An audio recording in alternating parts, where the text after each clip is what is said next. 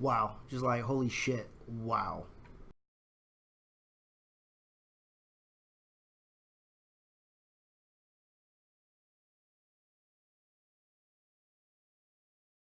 So Thursday night, went to the movie theater and Age of Ultron was playing. Got a ticket for the late night showing. It was showing all day, but on TV it was showing the first. So I was a little worried. Maybe I was buying the wrong ticket. They were showing the old one or something. Anyways, got to see it. By far one of the best movies of the year. I'm gonna try to get some movies and see more movies and do reviews on them as soon as they come out. But I'm so happy I got to see this one. I've been waiting so long for it to come out. It was just this epic movie compared to really what I thought was going to be coming out. Um, I want to say this movie was mainly about one person, but each character had his that was something important in that movie, and it was another example of Marvel and Disney coming together, put a fantastic movie out where not just every character had his point in it. They all served a purpose. There was just no nonsense in it. About most towards the end of the video, it'll be more towards spoilers. I'll start giving out more details of what actually happened, this or that. The concept of the movie, obviously, is it's Age of Ultron. Ultron is this IA intelligence that comes out and wants to take over the world. Well, not take over the world, but destroy the world. And so the Avengers have to stop it. It obviously is what Avengers are going to end up doing. I don't know where to really begin. I guess we'll start with Ultron. It was not just one Ultron. It was a series of Ultrons throughout the comic book series that they kind of put into one movie. They didn't get to Planet Ultron, which thank God, because I think that would have been a little too much for this movie. But it was all the way up to Vibranium Ultron. And Kevin Spacey just did a fantastic job. Just his mannerisms, and just how he talked as Ultron was perfect. It really did a perfect job as portraying who Ultron was. And of course, we got some new characters in this. There's Scarlet Witch, Quicksilver in it, and Vision. Tony Stark, he is, in the comic books, Ant-Man created Ultron. But in this series, which you gotta look at it as an alternate universe. It's not the comic books, it's an alternate universe. In this universe, it was Tony Stark who created Ultron. Ultron, this is weird thing where he can kind of read everything that happened just by downloading it through the web and realize that humanity, the only way to have peace is to eliminate everybody. But Robert Downey Jr., as always, amazing Tony Stark. And what I liked about this movie was you saw a little bit of Iron Man 3 where he was still going through that PTSD part of it, but you didn't go into it like the third one did. The third one dragged it out so long, and it got just really annoying to the point that I didn't even like. I didn't like the third one. But in this one, he's got more of a grip on his emotions and what really affected him. And we didn't see the suit from the third one, or it was pretty much the suit from the second one, without the triangle. I mean, as you can see, everything's right there. And I really liked the interaction between Tony Stark and Captain America. There were certain scenes in there where it was kind of a jabs to where that the Civil War is coming up, the battle between basically Captain America's side and Tony Stark's side. Chris Hemsworth, Thor, he wasn't as big in this movie as he was maybe in the last one. He was still in it throughout the entire thing, but there was just one key point, and I'll get to that towards the end, that sets you up for the next movie, Ragnarok, which is the new Thor movie that's coming out. Mark Ruffalo, I love that the Hulk was much more of a character, or Bruce Banner and the Hulk were much more of a character in this one than, to say the last movie. Last movie, yeah, he was there, but he was more of a background character. In this one, he steps forward a lot, and he has an interaction with Black Widow, Scarlett Johansson, and they step forward a little bit. A lot of the characters that really didn't have a big role in the last one were much more in the front than they were in the last one, like Hawkeye. Hawkeye really, even though he was taken over by Loki, and his impact in really New York wasn't, in my opinion, big. In this one, he's a lot bigger. Pretty much, the Avengers couldn't do this without him. He was this soldier, and you got that vibe from him too. And so I was really, really impressed with Jeremy Renner, Hawkeye, what his character was, and I really enjoyed that. Chris Evans, obviously, great Captain America. I was not on board with Captain America to begin with, but he really has played out that role. He plays that good, that good boy, and they take jabs at him throughout the movie. And this movie was grittier than the last one. You actually see people getting shot in this one, and for the last one, it wasn't. It was a lot more PG towards the kids and stuff. This one's a little more grittier. It's still good, still worth taking the kids to go see, but I was still really impressed with it. And Captain America, obviously, they taking jabs. He's taking jabs at himself, and it was a lot of fun. I laughed a lot in this movie. And there was also points in this movie that actually hit you close to home, especially when it came to not Scarlett Johansson, but the Scarlet Witch and Quicksilver. The twins and the brothers, or brother and sister, and you feel that combination between them two, how much they care about each other and how much each other affects one another. And so that was really good to see, especially that chemistry. And Don Cheadle's in it, which I loved. If a Marvel character, superhero, was in the last films, I want to see him in this film. Any new characters that come up, I want to see in the next Avengers. It should be like that. It should really be this building up to a bigger and bigger Avengers. Oceans 11, 12, and 13, they kept adding people. And that's kind of what this one needs to do. One of my favorite characters in this whole thing was Scarlet Witch, Elizabeth Olsen. She messed with the Avengers, making them see visions and stuff like that, and playing tricks on their mind. And she didn't just do that. She had a wide range of powers, and they really showed it. And besides her, Vision was my other favorite. I geeked out. When Vision came on board, I was hit my fiance. She was like, "Stop it!" And I was geeked out. I wanted to see Vision. I wanted to see him phase through people. I want to see him tear people apart, but I also want to see what Vision was, which was basically human, or I want to say he was humankind's caretaker. But any life form, he took care of it. At one point, he was like, "We need to destroy Ultron," but I don't want to destroy Ultron because he's unique. But at the same time, there's if he lives, everyone else dies, so we have to take care of him. And it was just, you felt how peaceful he was. Paul Bettany, anyways, the guy who plays him, fabulous actor. I love him in Knight's Tale. Anything he does, really, he's just amazing at. And the way he did Vision was, he portrayed him perfectly how I wanted to see Vision done. But this movie wasn't without shortcomings. There were a few things that I did not like. There was one scene where the graphics were it looked like they fell short of the rest of the film. And I didn't like that. And to me, if you're going to use CGI, get it on point. Don't, fall short on it. Get it all together. Especially a movie this big. This movie had to be perfect. I guess it didn't have to be perfect, but it needed to be good enough that it's going to keep carrying on with all the other Avenger movies that are coming out. There was a scene, I won't say it was, but someone dies, and I really didn't like that because I wanted to see more of that person. So it was kind of, it was, I don't know. It fit good with the storyline because it really, like I said, it hits you right here.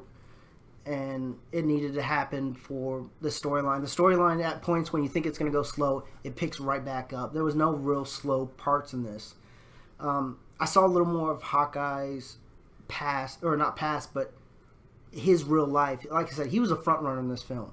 A lot of what happened in this movie happened from Hawkeye. And, I saw a little more of him than I think I wanted to, but that was the slowest part of, to me, the entire film.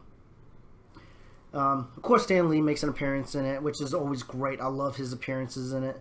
And this one was one of those other appearances that actually made me laugh. It was really funny.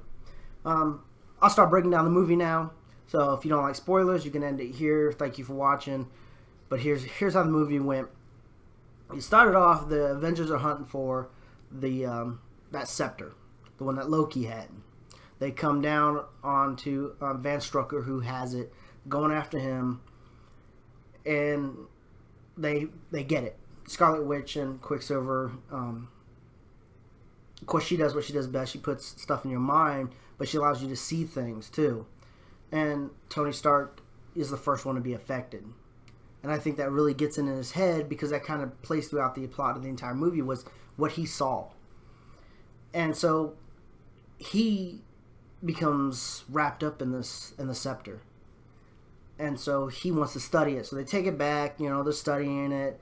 And how Ultron was made was partly from the scepter. It was, Jarvis working on it, and then Tony Stark and Mark Ruffalo, or Bruce Banner, working on it. And then it becomes developing a mind of its own, Ultron. And Ultron was a machine of peace. Tony Stark's idea is to have robots all around the world that are able to keep the planet safe. And then eventually when Ultron comes out, there's this big old battle. Well, not big battle, it's this quick battle, but Ultron is able to escape through the internet. His subconscious can, shoot through the internet, shoot from one drone to another, this or that. And the movie goes throughout them chase him down. Ultron recruits Quicksilver and Scarlet Witch because he plays on their emotions and what had happened to him, to manipulate them to help him. And that only lasts so long. I feel like I'm missing parts, but it's a lot to remember. It was a 2.5 hour movie. It was completely fabulous. I loved it. The part with Hawkeye, the Avengers take a bad hit. They fight Ultron, and the Scarlet Witch really messes with all their heads. There's one scene, Hawkeye, he's sitting there shooting arrows, and the Scarlet Witch comes up, and she tries to use her powers on him. He takes his arrow and sticks it right on her forehead and zaps her. And it was one of those scenes where it takes jabs at the last movie, but it doesn't, really drill it in. It was one of those, it's those quick jabs you enjoy in films that keeps it entertaining, but doesn't go too in the details. The Hulk and Black Widow have this relationship. She can calm the Hulk down to the point that Bruce Banner can take back over, and they have this love relationship where she really cares about him. I liked it, but at the same time, I didn't like it. It's hard to explain, because if this relationship wasn't in the movie, it would actually take away from Mark Ruffalo and Scarlett Johansson's whole thing in the film, because that was their biggest part, was their connection to one another. Hawkeye, you actually meet Hawkeye's family. He's got a wife. He's got two not grown kids, but little kids, toddlers, and then he's got one baby on the way. And so that was kind of like, he's not just an agent. He's actually a person too. So that was really, it was nice to see, because it humanizes the character. To me, that was the lowest point in the entire film. Or the slowest, I wouldn't say lowest, but slowest part of the entire film. Thor, when he got zapped by Scarlet Witch, it opens up to Ragnarok. He has seen the future. And he hooks up even with some of the older characters that he saw in the first Avengers movie. Scientist's name, who I can't think of for any reason whatsoever. He's played Eric, Dr. Selvig. That guy. He's in it for a quick second. Thor goes to see him and needs his help. So it was kind of cool. They brought back old characters. Falcon is in this too. Excuse me. So Falcon's in this too. You also see Don Cheadle as War Machine in this too. I wanted to see more Falcon in it. He was only in it for really the one part and then the very end. Don Cheadle, you saw him that, and then more at the end. So I kind of wanted to see more of that. One of the biggest things that, like I said, that really bummed me out about the movie was Quicksilver he's running throughout the city, and Ultron takes this giant piece of land, he floats it all the way up to the sky, and he's going to crash it down and cause a massive worldwide extinction. And so everybody's trying to get the people off, and Hawkeye goes, and he knows this is going to basically be a sacrifice save, and he goes to save this child. And he's being shot at by Ultron, and he knows this is it. Quicksilver comes in and basically moves him out of the way, but not without being shot. And so Quicksilver actually died, and that really was like, wow, that's where that really happened. That happened, and it was shocking, and it was like, well, okay, maybe they're going to bring him back. Maybe they'll use that device, and that didn't happen. I really got caught off guard on that one, because I wanted to see Quicksilver in the future. One of the funniest scenes is they're sitting around drinking before Ultron even comes in the picture. They're sitting around, drinking, having this little party, and Thor's hammer's on the table. And so they were talking, you gotta be worthy to pick it up. And so Thor's like, pick it up. So Hawkeye goes over and he's trying to pick it up. Of course, it doesn't even move. Robert Downey Jr., Tony Stark goes over and he picks it up. He goes, all right, I'll be right back. He gets the armored glove and he grabs it, and the rockets are shooting out and he still can't move it. And Don Cheadle comes over with the same. He's like, all right, same hand. There's a team effort. And they're trying to pick it up. Doesn't even budge. Steve Rogers goes over, and it moves a little bit. You see Thor's face go from smile to completely serious. He's like, whoa, he actually moved it. It was a funny scene with a group of people just sitting around laughing about it. And of course, we've seen the Hulk try to pick it up before, and he couldn't pick it up when he was on the ship for the last movie. So they didn't put that in there, which was kind of nice because we didn't need to see it again. We saw it happen already. Well, there's a scene once Vision comes to life, basically. And he convinces the Avengers, we have to stop Ultron. And nonchalant picks up the hammer and hands it to Thor. And Thor's just kind of grabbed it like, yeah, let's go. And my thing about the hammer is you have to be worthy to pick it up. I don't know a lot about Thor, but worthy of what? That's something I don't remember them ever really explaining.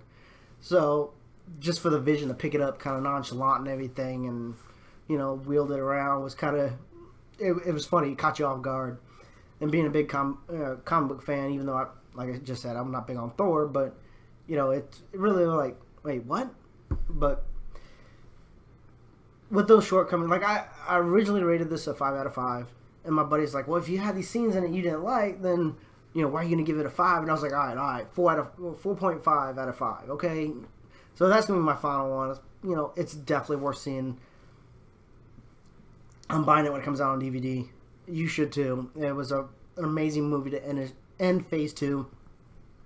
Phase 3, I'm ready for it. Give me Black Panther, which they didn't mention Black Panther, but they mentioned the city he has, the vibranium, something, it was hints in the movie about him.